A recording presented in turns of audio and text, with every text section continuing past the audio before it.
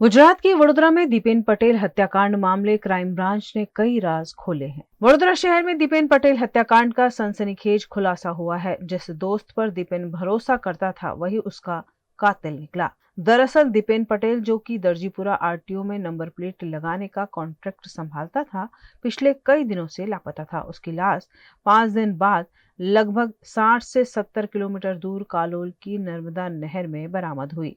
Police जांच में यह सामने आया कि दीपेन की हत्या उसके ही दोस्त हार्दिक ने की थी। इस मामले crime branch ACP HA Rathore ने विस्तृत जानकारी दी। पिछली 7 तारीख को हरणी पुलिस स्टेशन में दीपेन कुमार मुकेश भाई पटेल उसकी एक मिसिंग कंप्लेंट दर्ज हुई थी और पुलिस उसकी छानबीन भी कर रही थी, उसकी खोज भी कर रही थी। और ये रविवार के दिन, शनिवार रविवार की रात को महिसागर नदी अनगढ़ गांव के पास उसकी जो कार थी, जिस कार में वो गुम हुए थे, वो कार बीमार सी हालत में मिली थी। तो वो कार को देखते हुए वो कार में कुछ ब्लड स्टेन भी मिले थे। तो उसकी जो तहकीकात कर रहे थे, तो बाद में पता चला कि उसका मर्डर हुआ है और उसकी जो डेड बॉडी है वो Panchmahal district Kalol police station में नर्मदा कैनाल में से मिली है। उसके गले का जो शार्प कटिंग था, उससे पहले ही पता चलता था कि वो उसका मर्डर हुआ है।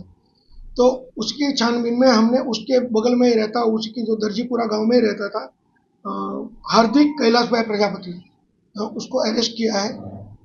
उसने कन्फेस भी किया है और पूरी बात अगर देखी जाए तो वो दोनों एक ही साथ आरटीओ में काम करते थे और एक लड़की जो प्रेम संबंध था उसमें ये जो मरने वाला था उसको कुछ डिस्टर्ब कर रहे थे और आड़ खिली था और उसी वजह से दर्जीपुरा में से उसको मकान खाली करवाने के लिए भी एक जो मरने वाला दीपक था वो बोल रहा था।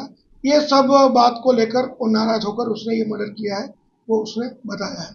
तो उसको एक्यूज को कल शाम अरेस्ट किया है और अभी 5 बजे के बाद अभी उसको अरेस्ट करके रिमांड के लिए कोर्ट में पेशी होगी। हमारे कुछ टेक्निकल सोर्स और कुछ उसका लोकेशन और उसकी जो हिलचाल थी एक्यूज की, वो शंकास्पद थी, डाउटफुल थी।